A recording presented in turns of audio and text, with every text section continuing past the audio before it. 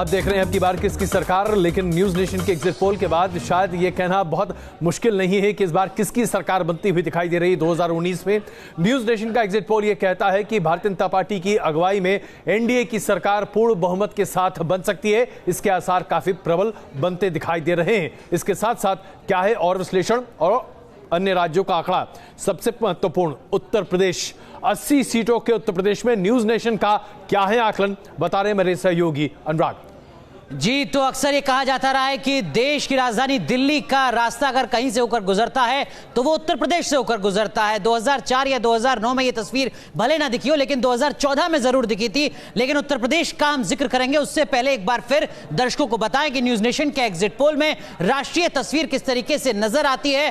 पूरे देश का जो अनुमान है आंकड़ों के लिहाज से वो किस तरीके का है। न्यूज नेशन के एग्जिट पोल में आप देख सकते हैं एनडीए को अधिकतम 290 सीटें मिल रही हैं, बहुमत के जरूरी आंकड़े से कहीं ज्यादा, जबकि यूपीए को अधिकतम 126 सीटें, बहुमत के जरूरी आंकड़े से काफी कम, अन्य के खाते में अधिकतम 138 सीटें। लेकिन जैसा अजय जी आप कह रहे थे कि उत्तर प्रदेश देश का सबसे बड़ा राज्य, 80 लोकसभा सीट, उत्तर प्रदेश की तस्वीर किस तरीके की नजर आती है न्यूज नेशन के इस एग्जिट पोल में, वो भी एक बार हम दर्शकों को बता दें। उत्तर प्रदेश में कुल 80 सीटों में से एनडीए को अधिकतम 40 सीटें मिल सकती हैं। एनडीए का मतलब बीजेपी प्लस अपना दल जैसे जो सहयोगी दल बीजेपी के साथ हैं, वहीं कांग्रेस या यूपीए के खाते में अधिकतम सिर्फ 3 सीटें जा सकती है। पिछली बार 2 सीटें मिली थी, जबकि सपा और बसपा का जो गठबंधन है उसको अधिकतम 40 सीटें मिल सकती है। यानी कड़ा मुकाबला उत्तर प्रदेश में नजर आता है महागठबंधन का एनडीए से। लेकिन बिहार का रुख करते हैं उत्तर प्रदेश के बाद एक और बड़ा राज्य, बिहार में किस तरीके की तस्वीर है थोड़ा यह भी समझने की कोशिश करते हैं। देखिए बिहार में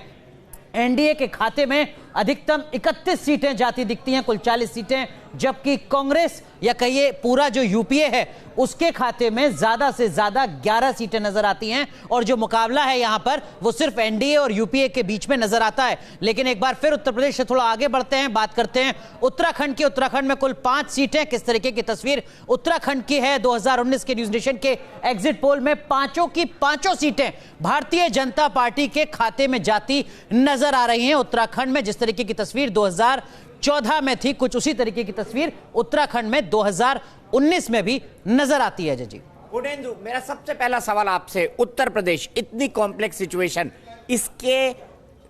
इसके चलते आपने जब इस पूरे के पूरे एग्जिट पोल को अंजाम दिया, उत्तर प्रदेश में किस तरह के प्रिकॉशंस रखे आपने?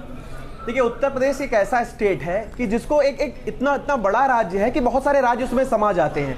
हमने उसको रीजन में बांटा, west UP, eastern UP, central UP और बुंदेलखंड, हमने 4 रीजन में उसको डिवाइड किया। उसके बाद हमने उस 4 रीजन में अलग अलग रैंडमली हमने कॉन्स्टिट्यूंसीज आइडेंटिफाई की। हमने कॉन्स्टिट्यूंसीज के अंदर में हमने बूथ हमने आइडेंटिफाई किए, रैंडमली हमने आइडेंटिफाई किए। उसके बाद हमारे रिपोर्टर जब चुनाव होने के बाद वहां पे वो गए, उन्होंने पोस्ट पोल किया और 6 फेज में हमने पोस्ट पोल किया। 7वें फेज में आज हमने एग्जिट पोल किया। और हमारा उत्तर प्रदेश का जो सैंपल साइज था वो सैंपल साइज हमारा 9000 का सैंपल साइज है, जो कि एक बहुत बड़ा सैंपल साइज है, खासकर तब जबकि 6 फेज में आपने पोस्ट पोल किया है। तो इन सारी बातों को ध्यान में रखते हुए और हमने चरण दर चरण उसकी एनालिसिस की है और उस एनालिसिस में पाया है कि एक बेहद ही कांटे का मुकाबला है और दोनों की लगभग बराबर सीटें, हम 39 सीट्स हम दे रहे हैं। 42% जो वोट शेयर है वो महागठबंधन का है और 41% बीजेपी का है। कांग्रेस को 2 सीटें मिलती हुई दिखाई पड़ रही हैं। अगर इसमें 1 से 2% का इधर उधर होता है तो ये सीटों का आंकड़ा मान लीजिए वो महागठबंधन के पक्ष में होता है तो महागठबंधन 39 से 45 की तरफ बढ़ जाएगा। अगर वही सेम बीजेपी के पक्ष में होता है तो वो 45 से पहुंच जाएगा। इतना कड़ा मुकाबला है। हम आपसे बस इतना समझना चाहते हैं, ये अंक गणित का खेल तो नहीं है ना, जो बार बार लोग कह रहे हैं कि दरअसल आप पहले 2009 के आंकड़े को उठाएं और उसको जोड़कर देखें तो दरअसल दोनों पार्टियों का 2009 का एसपी बीएसपी और उसके साथ साथ 2014 का बीजेपी का आंकड़ा उठाएं तो कुछ ऐसा ही होता दिखाई दे रहा है। क्या ये, क्योंकि ये भ्रांति बार बार फैलाने की कोशिश की गई कि ये ड्राइंग रूम में बैठकर जोड़ घटाव हो रहा है, ये तो नहीं है ना? नहीं, देखिए इस तरह का मामला नहीं है। जैसे लोग ये कह रहे हैं कि कागज पे महागठबंधन बहुत मजबूत है, लेकिन जब आप जमीन पे जाते हैं तो बीजेपी मजबूत नजर आती है। उसकी जो सबसे बड़ी बात है कि एक मोदी फैक्टर है। आज कहीं भी आप जाएंगे लोग मोदी का नाम लेते हैं, बालाकोट की चर्चा है, राष्ट्रवाद की चर्चा है। तो इस तरह से जो कैंपेनिंग में बीजेपी बहुत भारी दिखती है, लेकिन एक हमें जो महत्वपूर्ण बात ध्यान देनी होगी कि यूपी में कास्ट फैक्टर एक ऐसा फैक्टर है जो सारे फैक्टर पे भारी पड़ता है। महागठबंधन के पक्ष में जो जाटव वोट बैंक, ओबीसी में खासकर यादव वोट बैंक और मुस्लिम वोट बैंक, ये 3 वोट बैंक उनके सबसे ताकतवर वोट बैंक है। यूपी की कम से कम 25 ऐसी सीटें जहां ये 3 वोट बैंक मिलकर ही वो चुनाव की जीत का आधार तैयार कर देती है। सबसे बड़ा जो समीकरण है वो MYD का समीकरण है। क्या भारतीय जनता पार्टी MYD के समीकरण को मोटे तौर पर तोड़ने में इनके सिंह सर सफल हो गई है? हाँ, सफल हुई है, क्योंकि देखिए आपने जो सैंपल साइज लिया है वो नेशनल लेवल पे जो आपका सैंपल साइज है वो 10 सैंपल है हर असेंबली कॉन्स्टिट्यूएंसी में, लेकिन यूपी में आपने 20 किया है, बल्कि 22 किया है। हर असेंबली कॉन्स्टिट्यूएंसी में 22 आपका सैंपल साइज है, जो काफ़ी अच्छा है, और अगर सोशल कैटेगराइजेशन के हिसाब से चला है तो बहुत अच्छा रहा होगा। लेकिन इसमें एक ही चीज़ है कि अगर 40 बीजेपी को इस हालत में भी मिल रही है, इसका मतलब है कि MY समीकरण तो चला होगा, लेकिन जो बैकवर्ड है और मोस्ट बैकवर्ड है वो आज भी मुझे लगता है कि मोदी जी के इन्फ्लुएंस से, बीजेपी के प्रभाव से मुतासिर है, और वो आप ब्रेक नहीं कर पाए। वो जो एक कार्डिनल क्वेश्चन था कि क्या ये वोट ट्रांसफर बैकवर्ड का भी मायावती के उसमें होगा, वो मुझे लगता है कि कहीं रुका है, और उसमें बीजेपी ने इफेक्ट डाला है। साक्षी महाराज जी, मैं क्षमा चाहता हूं, साक्षी महाराज जी इस वक्त हमारे साथ हैं, चरण सिंह सापरा जी कांग्रेस से हमारे साथ हैं, और राम गोविंद चौधरी जी हमारे साथ हैं समाजवादी पार्टी से। राम गोविंद चौधरी जी, पहला सवाल आपके सामने यही है कि अगर गठबंधन जिसे लेकर इतना उत्साह था, जातीय समीकरण जिसे लेकर तमाम बातें कही जा रही थी, और इस जातीय समीकरण के आधार पर भी आप अगर मोदी वेव को नहीं रोक पा रहे हैं, तो जाहिर सी बात है फिर आप उत्तर प्रदेश में कुछ कर पाएं यह अप्रत्याशित होगा। योगी आदित्यनाथ की 2 साल की सरकार की एंटी इनकम्बेंसी को भी अगर मोदी वेव उस पैमाने पर काटती है और आपको सीमित करती है, तो फिर बहुत ज्यादा बढ़त आपको नहीं मिल पाएगी आगे भी।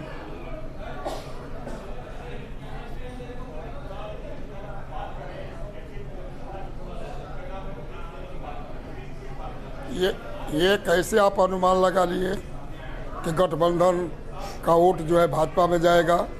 गठबंधन 60 से ऊपर सीट जीतेगा। भारतीय जनता पार्टी कोई कर्म नहीं छोड़ी है। अब बलिया जिला को ले लीजिए, प्रधानमंत्री अमित शाह 2 मीटिंग, 6 मीटिंग मुख्यमंत्री, उप मुख्यमंत्री, लेकिन इनके भाषण का कोई असर नहीं पड़ा है। इस बार गठबंधन सफाया करेगा भारतीय जनता पार्टी का। आपका जो सर्वे है वो सर्वे को मैं जानता हूँ।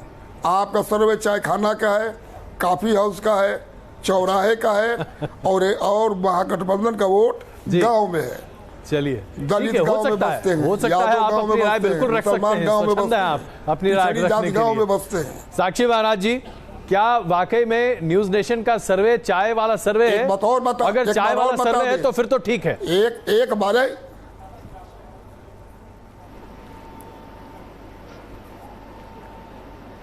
मैं अपने मित्र श्री गोविंद चौधरी से कहना चाहूंगा जी, दिल बहलाने के लिए गालिब ये ख्याल अच्छा है, केवल 3 दिन बीच में है। 23 तारीख को दूध का दूध पानी का पानी होगा।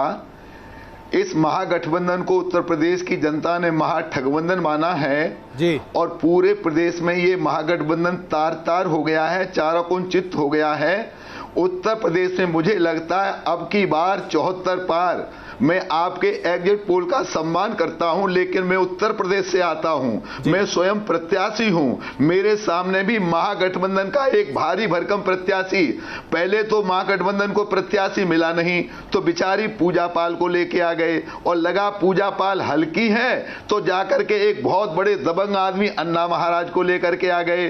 पर आपके चैनल पर मैं कह रहा हूं 23 तारीख को देखिए, मेरे उन्नाव में महागठबंधन की जमानत जब्त होगी। जब उन्नाव में महागठबंधन की जमानत जब्त होगी, और ये महागठबंधन जाति आधार पर बनाया गया, और ये जाति आधार पर ही टिकट बांटे गए, उसके बाद भी उन्नाव में महागठबंधन की जमानत जब्त होगी। यही हाल पूरे उत्तर प्रदेश में है। कहीं महागठबंधन नहीं है, कहीं कांग्रेस नहीं है। मैं कह सकता हूं अब की बार उत्तर प्रदेश में 74 पार। साक्षी महाराज जी, एक सवाल मेरा यहाँ पर, मेरा सीधा सवाल आपसे है कि साध्वी प्रज्ञा ठाकुर ने नाथूराम गोडसे को देशभक्त बताया था। आपका भी यही मानना है कि नाथूराम गोडसे देशभक्त है?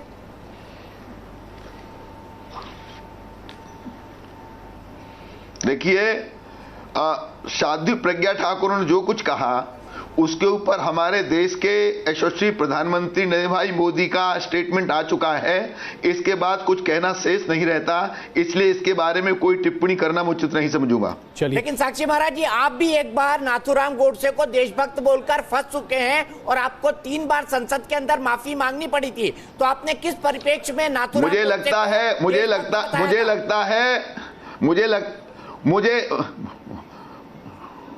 मुझे लगता है कि आप मुद्दे से भटक रहे हैं। मुद्दे एग्जिट पोल का है, एनडीए की सरकार बनाने का है, तो मुद्दे पर आइए। आप मुद्दे से भटकाने का प्रयास मत करिए। बात करिए उत्तर प्रदेश की, बात करिए एग्जिट पोल की, बात करिए मोदी की सुनामी की, जो सारे देश में मोदी की सुनामी है और भारी बहुमत से मोदी सरकार बना रहे हैं। साक्षी जी, पर एक ही सवाल है, ये मुद्दा वही है कि क्या ये जो वोट मिले हैं आपके नाथूराम गोडसे को कहने, हालांकि बाद में फंस चुके थे, या इनके कहने के बाद देश में एक अजीब सा वो आया, क्या उसकी वजह से ये आप जीत रहे हैं?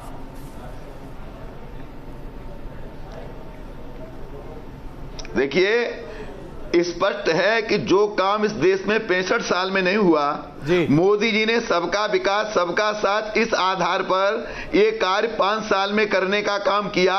तो एक तो सबका साथ सबका विकास, ये मोदी का जादू सिर चढ़ के बोल रहा है। एक मोदी जी का प्रखर राष्ट्रवाद, ये प्रखर राष्ट्रवाद जब से देश आजाद हुआ तब से लेकर के सत्ता में रहने वाले लोगों ने आजादी के साथ बलात्कार किया, इस देश के साथ अन्याय किया। पहली बार मर्द प्रधानमंत्री देश को मिला है जिसने प्रखर राष्ट्रवाद को ऊंचा किया है। तो पहला प्रखर राष्ट्रवाद, दूसरा सबका विकास सबका साथ, तीसरा तुष्टीकरण के आधार पर यहां सरकारें बनती रहीं, बिगड़ती रहीं। पहली बार मोदी जी ने कहा है न्याय सबके साथ करेंगे, तुष्टीकरण किसी का नहीं करेंगे। तो इन 3 बिंदुओं पर सुनामी आई है, प्रखर राष्ट्रवाद, सबका विकास सबका साथ और न्याय सबको, तुष्टीकरण किसी का नहीं। सप्रा साहब, एक अच्छा शब्द दिया है उन्होंने प्रधानमंत्री जी को कि पहली बार मर्द प्रधानमंत्री बना है। आपका भी यही मानना है?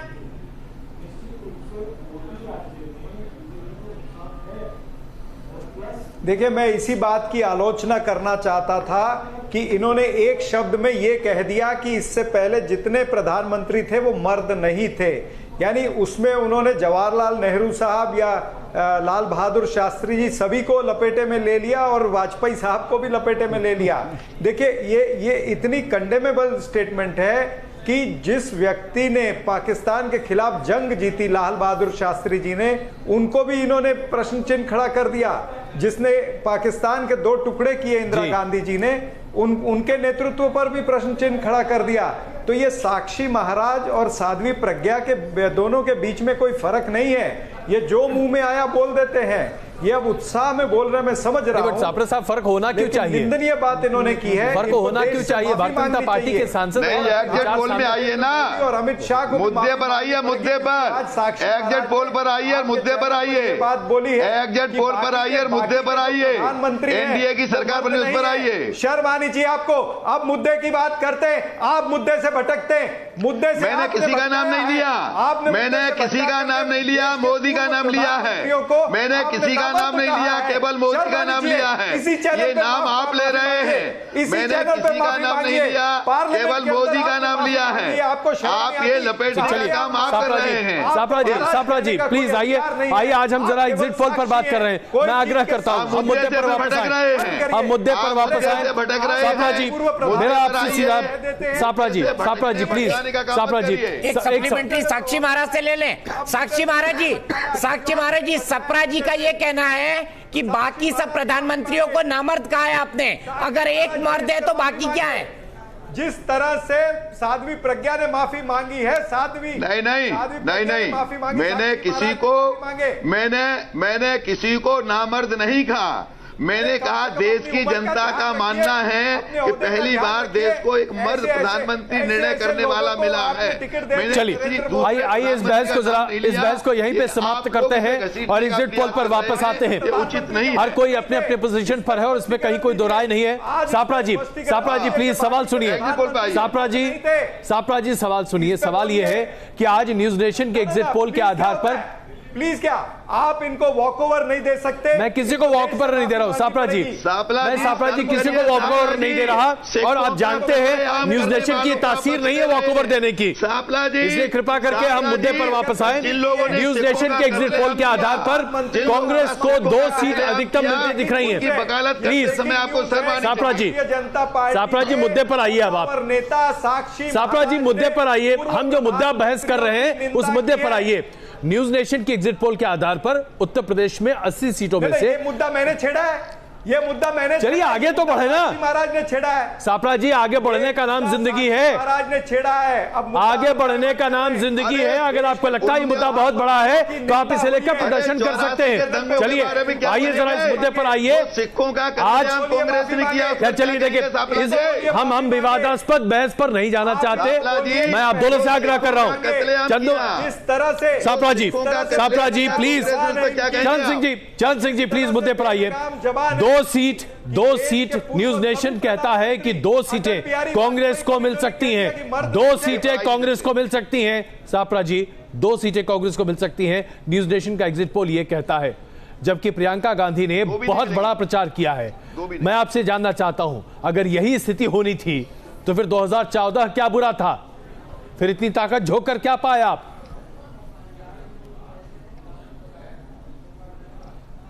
कांग्रेस को 2 सीट भी मिलने वाली नहीं है। मैं आपको बता दूं, आपके इस एग्जिट पोल का सम्मान करते हैं सम्मान करते हैं और ये 2009 रिपीट होगा।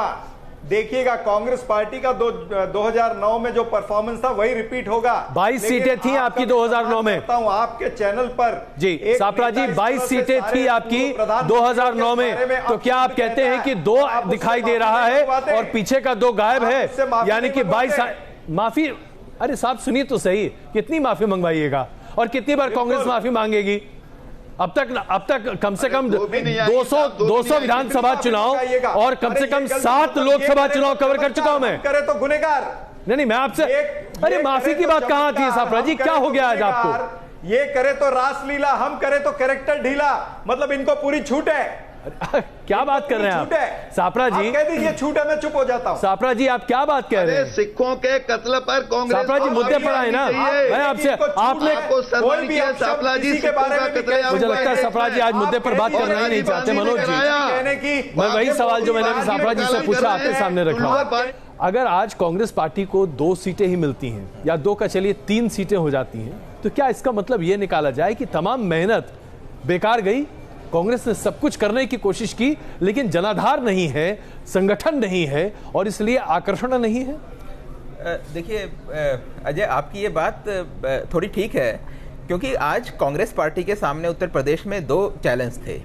एक तो था कि सीटें लेके आना, वो तो था ही था, लेकिन दूसरा चैलेंज ये था कि अपनी पार्टी को बनाना। तो कांग्रेस ने ये एक स्ट्रेटेजी अपनाई कि आज की डेट में यूपी में उनका ऑर्गेनाइजेशन ख़त्म हो चुका है, उनका कैडर ख़त्म हो चुका है। तो आज उनके लिए ये ज़रूरी था कि एक अच्छे से इलेक्शन फाइट करें और मैक्सिमम नंबर ऑफ वोट्स लेकर आएँ। मैं राहुल गांधी की इस बात को नहीं मानता कि उन्होंने बड़ी टैक्टिकल तरीके से इस इलेक्शन को फाइट करा है ताकि बीजेपी हारे। मेरे ख्याल से ये चीज़ पॉसिबल नहीं है और ये मैनेजमेंट की बेसिक फिलॉसफी के अगेंस्ट है, जिसमें आप कहते पहले तो उनका स्टेटमेंट ये था कि हम पार्टी बनाने के लिए इलेक्शन कॉन्टेस्ट कर रहे हैं अकेले। ये उनका आफ्टर थॉट था जब लोगों ने उनको क्रिटिसाइज किया कि आप तो मोदी को फायदा पहुंचा रहे हैं। तो मेरे ख्याल से लेकिन डेमोक्रेसी में नंबर ऑफ वोट्स कितना मिलता है ये कोई नहीं जानता, नंबर ऑफ सीट्स कितनी मिलती हैं वो ही मैटर करता है। तो उस हिसाब से तो कांग्रेस की स्ट्रेटेजी कोई बहुत ज़्यादा सक्सेसफुल नहीं रही। अब ये जो वोट अगर जैसे हम लोग देखते हैं कि बीजेपी को 41% वोट मिला है और गठबंधन को 42%, तो 83% वोट है ये। तो बाकी 17% वोट कहाँ गया? उसमें से काफ़ी बड़ा वोट कांग्रेस को गया होगा। अगर हम बोले कि ये 17% में से मतलब टोटल 10% भी गया है, तो ये 6% से 4% लगभग 11% उनको मिल रहा है। लगभग 11% अगर कांग्रेस को मिल रहा है। जैसे मैंने आपको बताया था कि 70% सीटें लास्ट टाइम ऐसी थी जहां विक्ट्री मार्जिन 5% से कम था। तो मेरे ख्याल से कांग्रेस ने गठबंधन को भी डैमेज किया है, ये मेरा पर्सनल व्यू है। कांग्रेस ने गठबंधन को डैमेज किया या गठबंधन ने कांग्रेस को डैमेज किया? एनके सिंह साहब, ये सबसे बड़ा सवाल है, क्योंकि अगर एसपी, बीएसपी, आरएलडी गठबंधन में कांग्रेस आ जाती तो शायद अंकगणित दूसरा होता। यहां पर मेरा सीधा सवाल है, क्या एसपी, बीएसपी और आरएलडी ने जानबूझकर इस गठबंधन से कांग्रेस को बाहर रखा? वो कांग्रेस को लेना ही नहीं चाहते थे क्योंकि कांग्रेस को वो चिढ़ाना चाहते थे उत्तर प्रदेश के अंदर?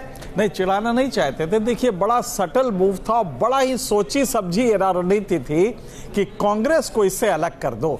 क्योंकि कांग्रेस का मैं आज भी मानता हूं, मनोज जी हमसे इत्तेफाक नहीं कर रहे हैं, कि कांग्रेस का जो 6.5% वोट था वो अपर कास्ट वोट था, और वो जो ट्रेडिशनल कांग्रेस के परदादा नेहरू जी के साथ थे, ये उनका वोट था। और वो अगर वहां पे उनका कैंडिडेट बीएसपी एसपी का मिलता तो वो बीजेपी में शिफ्ट कर जाते। तो ये एक तरह से डैमेज कंट्रोल के लिए किया था कि कांग्रेस को हर सीट पे लड़ने दो ताकि इनका वोट खिसक के बीजेपी में न जाए। इसीलिए अब दूसरी दिक्कत ये है कि इस समय कंप्लीट जो बैकवर्ड का ट्रांसफर होता है वो शायद ट्रांसफर बीएसपी में नहीं हुआ है, जबकि बीएसपी का ट्रांसफर इसमें हुआ है। मुझे लगता है इसी वजह से जो 50 सीटें आ रही थी, आपके आंकड़े के हिसाब से अगर ये 40 आ रही है, तो मेरे ख्याल से जो आमतौर पर माना जाता है इसी वजह से हो सकता है। जी, मैं एक राम गोविंद चौधरी जी से सवाल लेना चाहूंगा। राम गोविंद जी चौधरी हमारे साथ जुड़े हुए हैं। राम गोविंद जी, क्या कारण था कि आपने इस गठबंधन से, महागठबंधन से कांग्रेस को बाहर रखा? क्योंकि इसका नुकसान सीधा सीधा आपको होता दिखाई दे रहा है।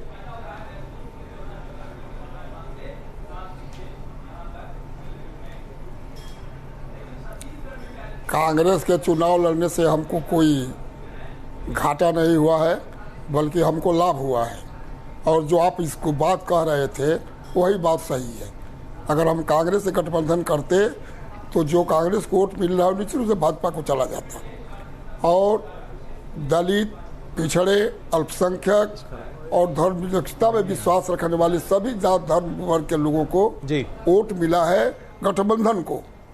जहां तक आप गिना रहे हैं तो हम लोग तो शुरू से देख रहे हैं कि चैनल, जितने चैनल है इस देश के, वो तो पहले ही से भाजपा को जिता रहे हैं, मोदी को जिता रहे हैं। लेकिन जब गणना होगा तो बिल्कुल भाजपा का उत्तर प्रदेश सपना साफ हो जाएगा, चुपड़ा, और गठबंधन 60 से ऊपर सीट पाएगी, 70 और 60 सीट में पाएगी। क्या आपका भी यही मानना है? क्या कांग्रेस पार्टी भी यही मानती है कि चाहे जो कुछ भी हो, 23 तारीख को ही असल पता चलेगा कि क्या हुआ, और 23 तारीख को ही सही सूरत होगी? अगर ये बात है तो फिर ऐसा क्यों है कि कोई भी मीडिया हाउस, कोई भी अखबार इस चीज को पकड़ ही नहीं पा रहा? मैंने ऐसा तो नहीं हो सकता कि देश की तमाम पत्रकार अचानक अंधे हो गए?